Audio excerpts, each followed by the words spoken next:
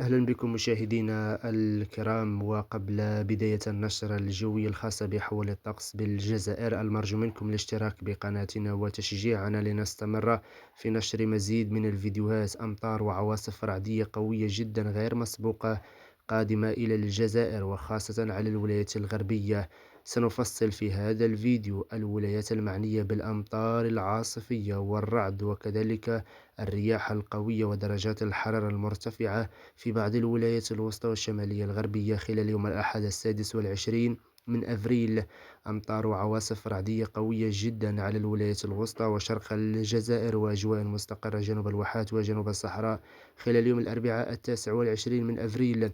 أمطار وعواصف رعدية حاضرة بقوة على الولايات الوسطى والشمالية الغربية خلال يوم الخميس ويوم الجمعة أول أيام شهر ماي. أجواء ستكون حارة على الوسط وشمال وشرق الجزائر مع ارتفاع كبير في درجة الحرارة.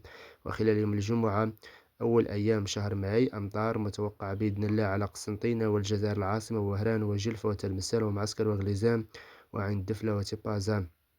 بداية من يوم الجمعة أول أيام شهر ماي أمطار حاضرة بقوة على بسكرة وجلفة وقسنطينة وتبسة وخنشلة وباتنا وبريكة والمسيلة وبسعادة وعين نصارى والمدية والسطيف وبرج بعراريج.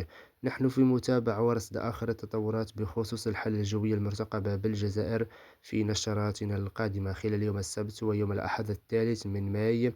أمطار وعواصف رعدية قوية جدا بالمشرية وجلفة وتيارت ووهران وتلمسان وغردية وورقلة وأدرار وتمنراست والإليزي، وأجواء مستقرة بجنوب الواحات وجنوب الصحراء.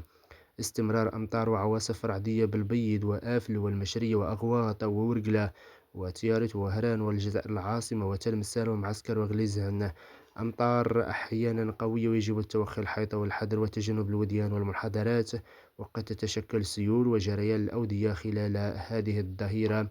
كما تشاهدون إخواني أخواتي، بعد الزوال والمساء أمطار عاصفية وقوية جدا مصحوبة برياح قوية حسب آخر تحديث للنموذج الأمريكي، لكن تبقى هذه مجرد توقعات بعيدة المدى. إلى اللقاء إلى نشرة قادمة بخصوص الحالة الجوية المرتقبة بالجزائر.